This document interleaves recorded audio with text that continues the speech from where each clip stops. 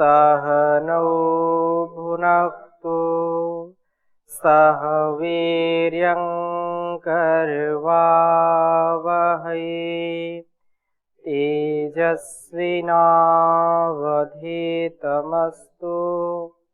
मा विद्विषावहै।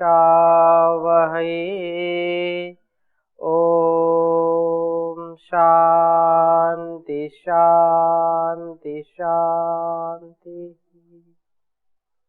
वैदिक जीवन पद्धति की इस कक्षा में आप सबका हार्दिक स्वागत है, अभिनंदन है। ध्यान का प्रकरण चल रहा है। ध्यान हमारे हर समस्याओं का समाधान हो सकता है। ध्यान हमारे जीवन का उत्थान हो सकता है। ध्यान का ज्ञान जब होता है तो व्यक्ति का जीवन भी महान होता है। बिना ध्यान के हम संसार के किसी भी व्यवहार को ठीक प्रकार से नहीं कर सकते हैं, और बिना ध्यान के जो हमारा आंतरिक अस्तित्व है उसको भी हम ठीक ठीक ना समझ करके केवल दुख और पीड़ा का ही अनुभव करते रहते हैं। यदि अंदर से समाधान नहीं है तो बाहर के समाधान हमको पूर्ण रूप से सुख और शांति नहीं दे सकते हैं। व्यक्ति अंदर से जब समाधान पाता है, अंदर से वो शांत होता है, अंदर से वो आह्लादित होता है, अंदर से वह आनंद की अनुभूति करता है, तो बाहर यदि उसको कष्ट भी मिलता है, उसको क्लेश भी मिलते हैं, उसको अनेक प्रकार के संकट आकर के घेर लेते हैं, तो भी व्यक्ति विचलित नहीं होता है। तो भी व्यक्ति हर प्रकार के संकट को दूर करता है, सारे कष्टों को नष्ट करने में वह सक्षम हो जाता है। इसलिए ऋषियों ने ध्यान का विधान किया है। हम भी ध्यान का अपने जीवन में आधान करें, ध्यान को अपना साधन बना करके जीवन की हर प्रकार की जो समृद्धि है, जो उत्कर्ष है, जो हमारा वैभव है, उसको हम पाएं, अपने और दूसरों के लिए उपकारी बने, लाभकारी बने, क्योंकि ये जीवन हमारा बड़ा महान है। ये जीवन इतना महान है कि अन्य जो भी प्राणी हैं इससे बहुत नीचे हैं। अन्य की तुलना में ये जीवन महनीय है, दिव्य जीवन परमात्मा ने दिया है, और उसको हम केवल भोगों में, बाहर के विषयों में यदि भटकाने में या इसको अटकाने में लगे रहेंगे, उलझनों में ही हम यदि फंसे रहेंगे, तो कभी भी सदगति को प्राप्त नहीं हो सकते। इसलिए हम सबका कर्तव्य है कि हम इसको समझें, जानें और मेडिटेशन से अपने जीवन का उत्थान करें। तो आगे हम चर्चा करने से पहले आप में से किसी का प्रश्न हो तो पूछ सकते हैं। जी जी स्वामी जी। ओम जी। कल पढ़ रहे थे जीवन का सुख और इंद्रियों का सुख जी में अंतर। जी। तो पहले हम इंद्रियों को जान चुके हैं, तो इंद्रियों का भोग हम उपलब्ध कराते हैं जी सुख के लिए। जी। तो पहले जीवन समझ लें, तभी तो उसका क्या भोग है, क्या कैसे उसको क्या चाहता है, तो पहले जीवन समझ में आएगा, तब ध्यान को समझना है, या ध्यान करें तब जीवन समझ में आएगा। दोनों एक दूसरे के पूरक हैं। यदि हम संकीर्णता में, अल्पज्यता में, संकुचित विचारधारा में जीते हैं, तो केवल हमको अपने इंद्रियों के सुख की ही लगी रहती है कि मैं तो छक लूं, या मैं तो पहले समर्थ बन जाऊं। दूसरा यह है कि जीवन जितना हमारा दिव्य बनेगा, जितना हमारे अंदर संयम होगा, उतना हमारा जीवन दूसरों के लिए, जगत के लिए कल्याणकारी होगा। यदि हम पूरे जीवन भर यदि चाहें कि केवल अपने लिए जिएं और अपने को हम पूरा समृद्ध बना लें, तो ये हो नहीं सकता। क्यों? क्योंकि उसका पैरामीटर क्या है, उसका मापदंड क्या है कि मैं अब पूर्णता को प्राप्त हो गया हूं। पूर्णता को कोई कभी प्राप्त हो नहीं सकता है। ये जीवन के अंत तक चलने वाला है। जो परिष्कार है वो अंत तक चलने वाला है। हाँ, लाखों करोड़ों में कोई ऐसा बिरला व्यक्ति जिसके जन्म जन्मांतरों के संस्कार इतने अच्छे होते हैं, प्रबल होते हैं कि वो बचपन से ही दिव्य चेतना में जीता है, उच्च चेतना में जीता है। उसको समझाने की आवश्यकता नहीं होती, उसको थोड़ा सा आलंबन मिलता है और वो कभी भी न मन से, न वाणी से, न व्यवहार से कोई दुरित नहीं करता, दुर्गुणों में नहीं फंसता है, दुर्जनों में नहीं फंसता है वो। लेकिन अधिकांश जो निम्न चेतना में जीते हैं या सामान्य चेतना में जीते हैं, वो बाहर का जो भोग है, बाहर की जो चीजें हैं जो आकर्षित अपनी ओर करती हैं, अपनी ओर खींचती हैं, तो व्यक्ति सोचता है तो मेरे लिए है और उसी में वो फंस जाता है। वो सोचता है ये इसी के लिए जीवन है। इसी के लिए जीवन नहीं है। जीवन के लिए हो सकता है सहायक हो, लेकिन जीवन वही नहीं है। जीवन तो समग्रता है, जीवन तो सर्वांगीण विकास है। और इसके पीछे जो हमारी पावनी परंपरा है, जो हमारा ऋषियों का संदेश है, जो वेदों का उपदेश है, उसको हम सामने रखेंगे तो हमको कभी भी कोई गफलत नहीं होगी, कभी भी कोई समस्या नहीं होगी, कभी अज्ञानता की स्थिति में हम नहीं आएंगे। अगर हम ये चाहेंगे पहले जीवन है या पहले इंद्रियां हैं, पहले जगत की सेवा करनी है कि पहले अपनी करनी है, इस ऊहापोह में हमारा जीवन चल नहीं सकता है। क्यों? क्योंकि हम जानते हैं कि ये जीवन तो मिला है, संसार के लिए मिला है, और ये बोले कि नहीं मैं जब तक पूर्णता को प्राप्त नहीं होऊंगा, जब तक मेरा बहुत श्रेष्ठ ज्येष्ठ जीवन नहीं बनेगा, तब तक मैं संसार के लिए नहीं जी सकता। तो ये केवल एक छोटी सोच का परिचायक है। हम जब अपने आप को जिस सामर्थ्य से युक्त पाएं, चाहे छोटा सामर्थ्य हो, बड़ा सामर्थ्य हो, हम अल्पज्ञ हो, जितना ज्ञान है कम से कम उसको तो आचरण में लाएं। हमारे अंदर जितना सामर्थ्य है दूसरों की सहायता करने का, उतना तो कर सके। अब ये कोई बोले कि नहीं मैं तो अपने को अभी सामर्थ्यशाली बना रहा हूं, आपको फिर बाद में देखूंगा, तो ये बात कभी जो है व्यवहार सम्मत नहीं होती है, व्यवहार अनुकूल नहीं होती है।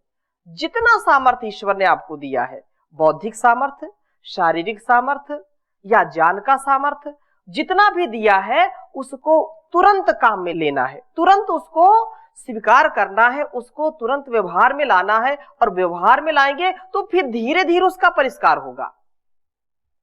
बस अभी कोई ऐसी घुट्टी नहीं है कि ये अच्छा, ये वेद है, ये दर्शन है, ये उपनिषद है, इनकी घुट्टी बना करके पी ली और बस ज्ञान हो गया, ऐसा नहीं है। या इसकी कोई सीमा नहीं कि नहीं एक व्यक्ति, जैसे मैंने कहा कि जिसके प्रबल संस्कार है, हो सकता है उसको थोड़ा सा आलंबन मिले और वो कुछ वर्षों में, कुछ माह में आत्मोन्नति कर सकता है।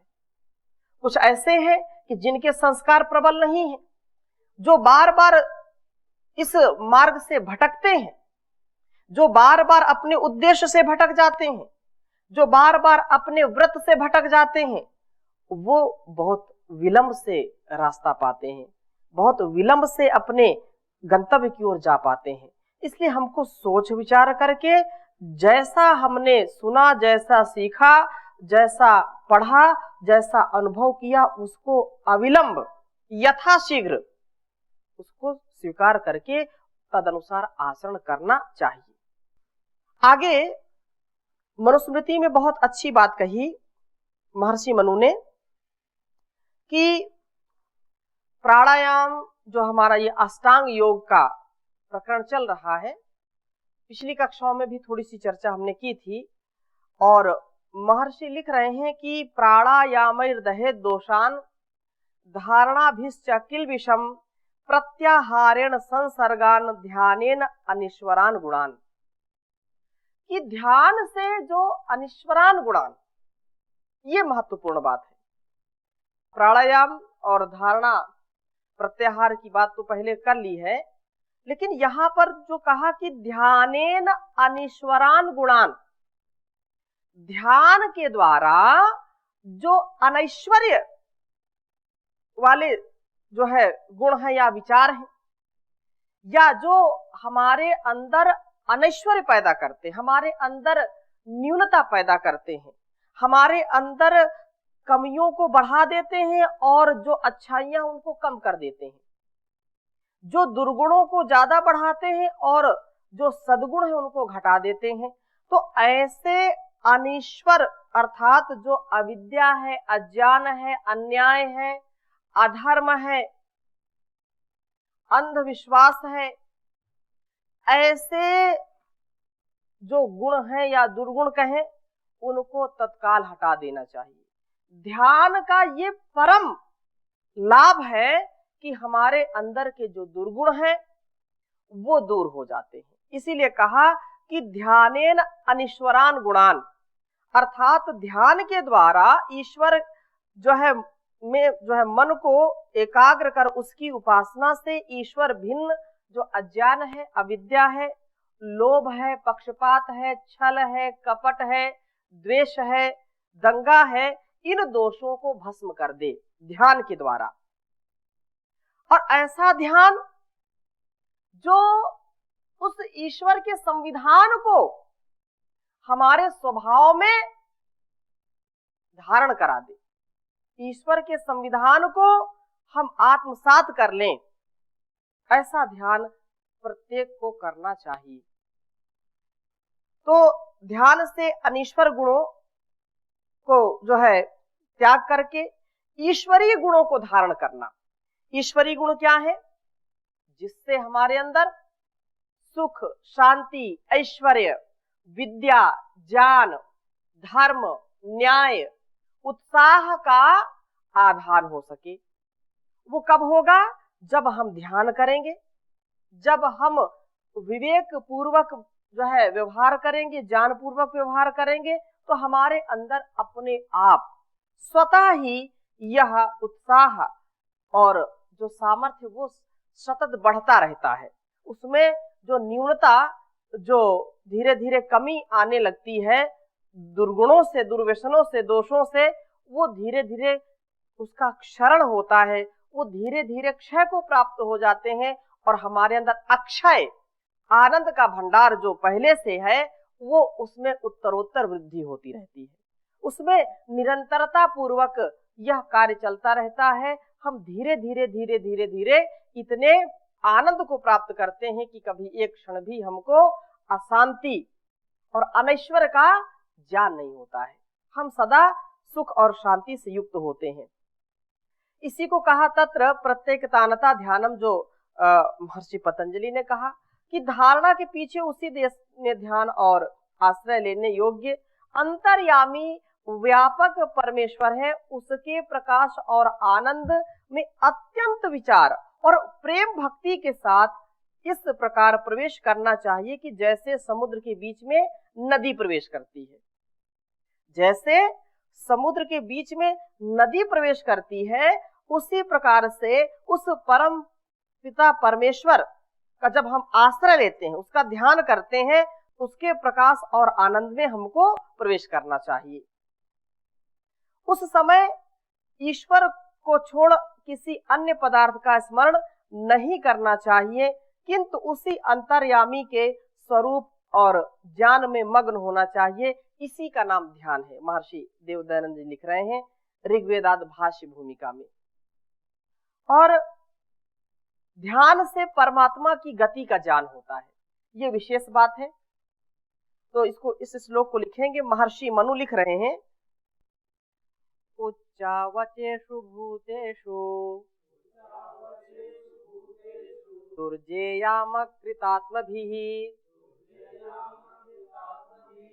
ध्यान योगेन संपश्येत् गतिम अस्यांतरात्मनः। उच्चावचेषु भूतेषु दुर्जेयामाकृतात्मभिः ध्यान योगेन संपश्येत् गतिम अस्यांतरात्मनः। ये जो कहा कि ध्यान योग से इसकी जो उच्चावचेषु बहुत उत्तम बात कही है कि जो उच्च अवचेषु भूतेषु, बड़े छोटे अर्थात संसार के सभी प्राणियों और पदार्थों में विद्यमान अकृतात्म भी दुर्जेयम, अज्ञानी या अशुद्ध आत्मा वालों के द्वारा जानने योग्य नहीं है। अस्य अंतरात्मनः गतिम, अस्य अंतरात्मनः गतिम, उस अंतर्यामी परमात्मा की सत्ता एवं व्यवस्था को ध्यान योगेन संपश्येत, उस ध्यान रूप योगाभ्यास के द्वारा देखें, अनुभव करें। भावार्थ में महर्षि दयानंद लिख रहे हैं, संस्कार विधि में संन्यास प्रकरण में इसी श्लोक का अर्थ करते हुए लिख रहे हैं कि बड़े छोटे प्राणी और अप्राणियों में जो अशुद्ध आत्माओं से देखने के योग्य नहीं है, चाहे वो बड़े हो या छोटे हो, जो अशुद्ध आत्माओं से देखने के योग्य नहीं है, उस अंतर्यामी परमात्मा की गति अर्थात प्राप्ति को ध्यान योग से ही सन्यासी देखा करें। जो संन्यस्त है, जो राग द्वेष से मोह से ऊपर उठ चुके हैं, जो सांसारिक मोह माया के जाल में नहीं फंसे हैं, संन्यस्त हो गए हैं, जो पुत्रैषणा, लोकैषणा, पुत्रैषणा, वित्तैषणा आदि से तीनों ऐषणाओं से जो अपने को ऊपर उठा चुके हैं, उनके लिए विशेष है कि वो कम से कम उस परम पिता परमेश्वर की प्राप्ति के लिए अर्थात उसको ध्यान से देखा करें, ध्यान मग्न रह करके उसके आनंद की प्राप्ति किया करें। क्योंकि यथार्थ ज्ञान की उपलब्धि तभी हो पाएगी जब हम ध्यान करेंगे। ध्यान से ही यथार्थ ज्ञान है, ध्यान से ही यथार्थ ज्ञान है, और यथार्थ ज्ञान से ही जीवन महान है। ये जहान भी उसी से महान बनेगा। इसलिए कहा कि सम्यक दर्शन होना चाहिए। हमारी जैसी दृष्टि होगी वैसी ही सृष्टि होगी। तो दर्शन इसीलिए है, व्यष्टि से समष्टि की सेवा करना। हमारा देखने का जो नजरिया है, हमारी जो दृष्टि है, हम जिस दृष्टि से लोक को देखना चाहते हैं, जिस दृष्टि से संसार को देखना चाहते हैं, इस दृश्य को देखना चाहते हैं, वैसा ही संस्कार हमारे अंदर बनता है। यदि हमारी दृष्टि ठीक नहीं है तो उसी में हो सकता है हमको काम नजर आए, और उसी की जिसकी दृष्टि ठीक है हो सकता है उसमें उसको भगवान नजर आए। रूप वही है, वस्तु वही है, स्थान वही है, लेकिन किसी को वहां पर सुख और शांति का अनुभव होता है, किसी को सुख और शांति का अनुभव नहीं होता। क्यों? क्योंकि जिसका जैसा ज्ञान होगा वैसा ही उसको भान होगा, वैसा ही उसको अनुभव होगा। इसलिए कहा कि नजरें बदली तो नजरिया बदल जाता है, नजरें बदली तो नजरिया बदल जाता है, दृष्टि बदली तो दृश्य बदल जाते हैं। जैसी व्यक्ति की दृष्टि होगी वैसी ही सृष्टि उसको नजर आएगी। तो सम्यक दर्शन, शुद्ध ज्ञान, शुद्ध कर्म और शुद्ध उपासना।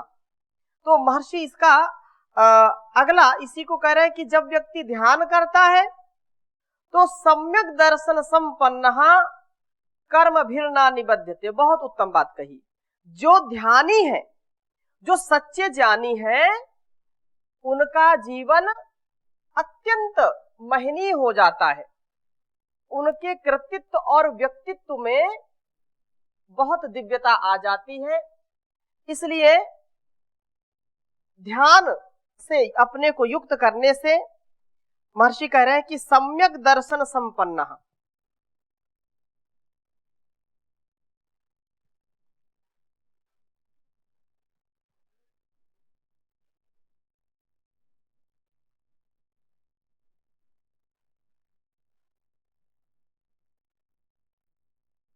सम्यक दर्शन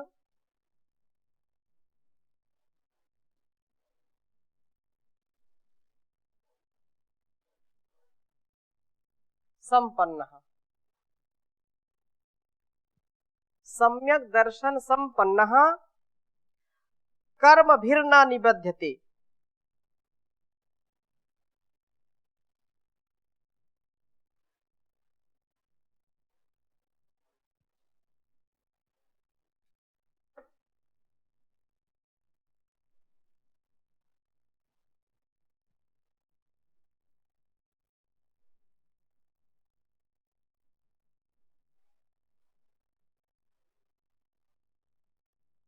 कर्मभिर्न निबध्यते।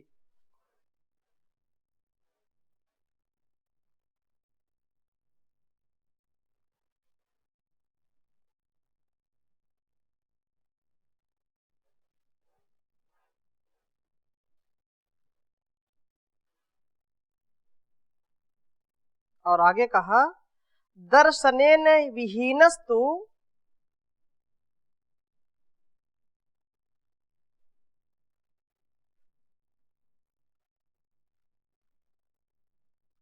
दर्शनेन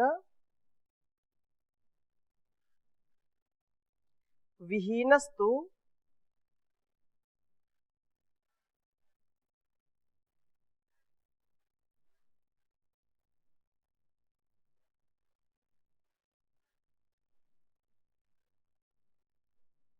संसारम प्रतिद्यते।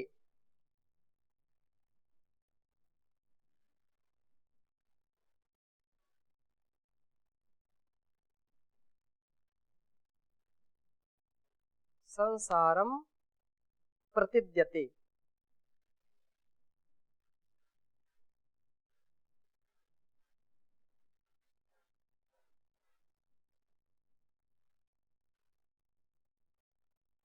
उच्चारण करेंगे सम्यक दर्शन संपन्नः कर्मभिर्न निबध्यते दर्शनेन विहीनस्तु संसारं प्रतिपद्यते। सम्यक दर्शन संपन्नः कर्मभिर्न निबध्यते दर्शनेन विहीनस्तु संसारं प्रतिपद्यते। सम्यक दर्शन संपन्न, जिसको सम्यक दृष्टि मिल गई है, जिसको सम्यक ज्ञान हो गया है, सम्यक ध्यान से भली भांति उस परमात्मा का अनुभव व साक्षात्कार कर लिया है जिसने, वह कर्म भी न निबध्यते, वह सांसारिक कर्मों के बंधन में नहीं बंधता है। जिसने ईश्वर का अनुभव कर लिया है वो संसार के बंधनों से मुक्त हो जाता है, संसार की बेड़ियां उसको जकड़ नहीं पाती हैं, इसलिए वो अकड़ में भी नहीं रहता है। और समझो जिसके स्वभाव में अकड़ है, जो अकड़ रहा है, समझो संसार उसको जकड़ रहा है, सांसारिकता उसको जकड़ रही है। इसलिए कहा कि परमात्मा के प्रति जिसका लगाव है, परमात्मा का अनुभव जो करता है, वो कभी भी संसार के बंधनों में बंधता नहीं है। अर्थात कर्म बंधन से मुक्त हो करके जन्म मरण के चक्र से छूट करके मोक्ष को प्राप्त कर लेता है। किंतु दर्शनेन विहीनस्तु, लेकिन जो दर्शन विहीन है, जिसको सम्यक दर्शन का बोध नहीं है, जो संसार के सुख दुख मान अपमान, नित्य अनित्य, आत्मा अनात्मा का जिसको बोध नहीं है, तत्व का जिसको बोध नहीं है, वो दर्शनेन विहीनन, जो परमात्मा के अनुभव और दर्शन से रहित है, वह संसारम प्रतिपद्यते, संसार में जन्म ग्रहण करता रहता है, अर्थात जन्म मरण के दुखों को झेलता रहता है। पुनरपि जननम पुनरपि मरणम पुनरपि जननी जठरे शयनम, यह संसारे बहु दुस्तारे, कृपया पारे पाहि मुरारे, भज गोविंदम गोविंदम भज मूढ़ मते। तो ऐसा वह निश्चित रूप से करता रहता है। इसकी चर्चा और अगली कक्षा में करेंगे, अभी यहीं पर विराम देते हैं। ओम शांति शांति शांति।